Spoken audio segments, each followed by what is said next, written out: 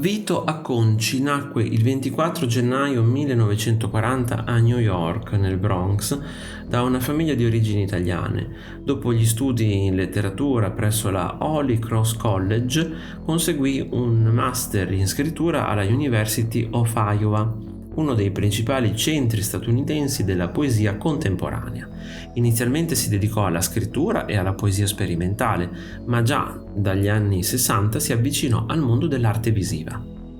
A partire dalla fine degli anni 60, Conci cominciò a spostare il suo interesse dalla parola scritta al corpo, esplorando i confini tra testo, comportamento e spazio. In questa fase realizzò opere di poesia visiva e performance testuali che mettevano in discussione la separazione tra autore, opera e pubblico. Il passaggio dalla scrittura alla performance fu per lui una transizione naturale. Negli anni 70 Acconci divenne uno dei principali esponenti della body art e della performance art. Le sue azioni avevano spesso un taglio provocatorio e introspettivo. Tra le più celebri si ricorda Following Peace, in cui seguiva estranei per strada fino a che non entravano in spazi privati. L'opera sollevava interrogativi sulla sorveglianza, il controllo e i confini tra pubblico e privato. Nel 1972 Acconci presentò Sadbed, forse la sua opera più nota e controversa. Alla Sonnabend Gallery di New York l'artista si nascose sotto una rampa di legno e mentre i visitatori camminavano sopra di lui parlava ad alta voce delle sue fantasie sessuali. Il gesto provocò scandalo e attenzione internazionale, segnando un momento cruciale nella storia dell'arte concettuale. Per Acconci il corpo non era solo un oggetto, ma un vero e proprio mezzo espressivo. Usò la propria fisicità per esplorare le dinamiche del potere, del desiderio e del linguaggio.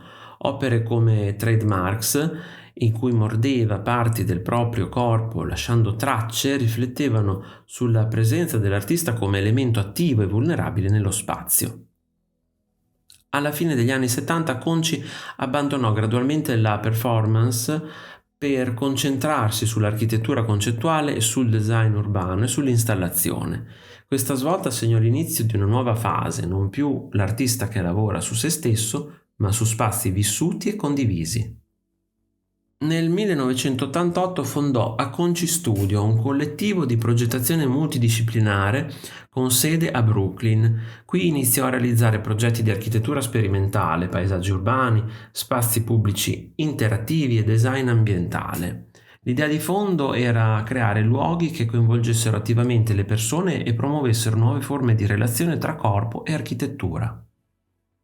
Tra i progetti più significativi si ricordano Muir Island a Graz, Austria, un'isola artificiale galleggiante sul fiume Mur realizzata per la capitale europea della cultura, United Bamboo Store a Tokyo, in cui combinò architettura e design tessile, Waveline e Park Up, interventi su spazi pubblici ispirati al movimento, alla flessibilità e all'organicità delle forme. Vito Acconci ha insegnato in numerose istituzioni accademiche, tra cui la School of Visual Art, il Pratt Institute e la Yale University. Ha partecipato a Documenta 5 e alla Biennale di Venezia e le sue opere sono esposte nei più importanti musei del mondo, tra cui il MoMA, il Centre Pompidou, il Whitney Museum e il Maxi di Roma. Acconci è morto il 27 aprile 2017 a 77 anni. È considerato uno degli artisti più radicali e influenti della seconda metà del Novecento.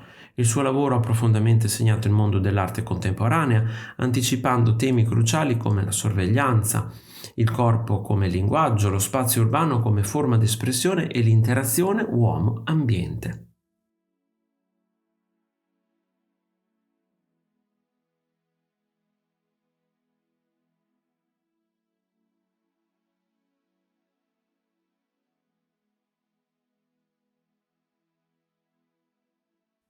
Se ti è piaciuto il video, iscriviti al canale, lascia like e condividilo con i tuoi amici. Ti invito anche a visitare il mio negozio. Un saluto e al prossimo video di Arte Esplorando!